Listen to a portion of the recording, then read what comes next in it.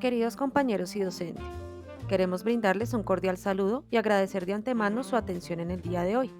El motivo que nos trae a la realización de este video es el de reconocer por qué la democracia y la política van unidas y son fundamentales para el desarrollo del Estado y cuál es el rol de la educación en estos procesos. Antes de responder estas interrogantes, queremos que conozcas a este ilustre personaje. Su nombre era Paulo Freire. Fue un educador y filósofo brasilero. Este era un fiel creyente de que la política es el alma de la educación, puesto que, según su teoría, todo acto educativo es un acto político, porque nos permite pensar nuestras prácticas y nuestros objetivos en función de los niños y jóvenes a quienes enseñamos cada año. Como docentes debemos ser más que conscientes de que estamos en la obligación de educar seres políticamente activos en su entorno, no solo inmediato como lo son las elecciones de representantes y personero estudiantil, también a futuro, ya que ellos serán quienes tomen las riendas de su función política dentro de su comunidad y depende de nosotros como docentes que la educación sea de carácter progresista para que nuestros estudiantes perciban que el mundo puede ser un objeto de cambio y renovación, como lo decía Paulo Freire, de forma ética y política, para acabar con la injusticia, la desigualdad y la discriminación. El sistema educativo se plantea como un pequeño Estado, la política como las reglas, formas de funcionamiento, jerarquías del mismo y finalmente la democracia como las diferentes posibilidades para la enseñanza, profesores, áreas, pedagogía, didáctica, método.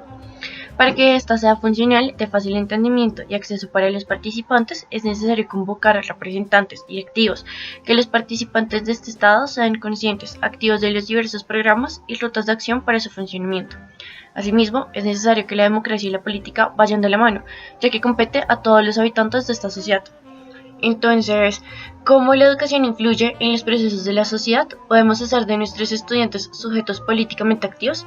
Bien, para responder estas interrogantes es necesario partir de la premisa la educación es siempre un quehacer político, puesto que el proceso educativo surge con el fin de instruir personas que puedan convivir, entender, construir y cuidar sus espacios sociales. Son sujetos políticos al entender cómo funciona la sociedad, problemáticas, jerarquía y desde la capacidad de análisis, reflexión, crítica y construcción se genera la posibilidad de pensar para crear nuevas ideas en pro de un beneficio colectivo. Sin embargo, depende de los enfoques que se sostengan en los sistemas educativos, el cómo y para qué se educa. Ahí es cuando la educación por sí misma no puede generar ningún cambio. Es el docente, con las herramientas que le brinda la educación y el sistema educativo, quien transmite a sus estudiantes la posibilidad de cambio, convirtiéndose en un sujeto político que dentro de su praxis sostiene la potencialidad de transformación. Freire decía que la educación es un acto de amor, de coraje, es una práctica de libertad dirigida hacia la realidad, a la que no teme, más bien busca transformarla.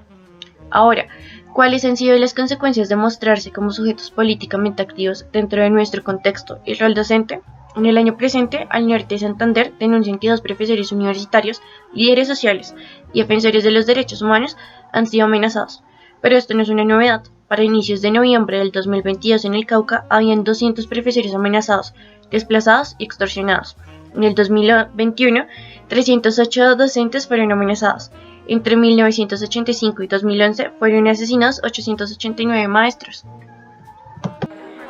3 amenazas contra su vida ha recibido esta profesora del Valle. La última, que según ella proviene de los organismos del Estado, le puso una lápida al cuello.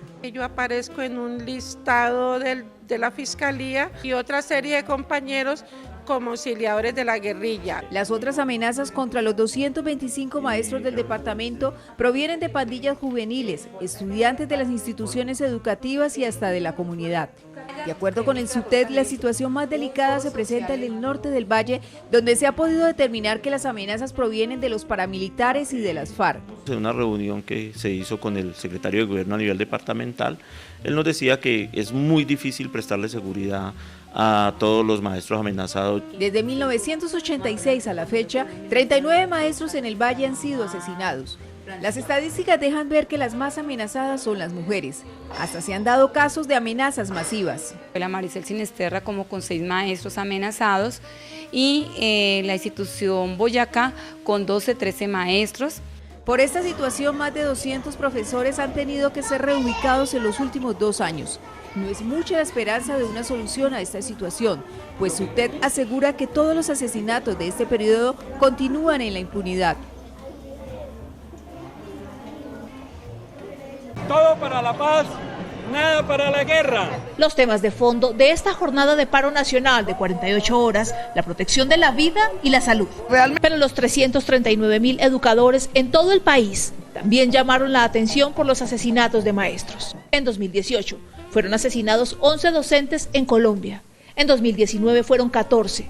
Y en lo que va corrido de este año ya va una maestra asesinada en Arauca. Las mujeres que trabajamos en las zonas rurales, las docentes que son indefensas, están siendo víctimas del conflicto armado y no pasa nada. ¿Quién responde por la vida de la docente que fue asesinada en Arauca? ¿Quién responde por su hija que dejó huérfana? Y ni hablar de las amenazas.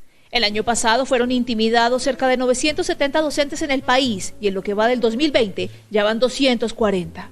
Y aunque voceros del sindicato reconocen que han entablado diálogo con el gobierno, aseguran que los resultados son insuficientes. Que el maestro que está en la zona más apartada, en la zona más alejada, en la ruralidad, donde tiene que caminar días para llegar a ese sitio y hoy están desprotegidos totalmente, los están amenazando y el gobierno no hace absolutamente nada para protegerlos. Con una exposición del horror, así empezó el paro de 24 horas de maestros en Colombia. Fotografías de profesores desaparecidos y asesinados fueron puestas en varias ciudades del país previo al comienzo de las marchas de protesta. Nos entristece ver ese panorama. Sí, de horror. Es un panorama de horror, de verdad que queda uno acá muy triste. Según FECODE, unos 330.000 maestros pararon en rechazo al asesinato y amenazas a profesores, estudiantes y líderes sociales. Por el derecho a la vida. Están matando a nuestros líderes sociales, están matando a los compañeros maestros. Maestros de Colombia no nos merecemos eso.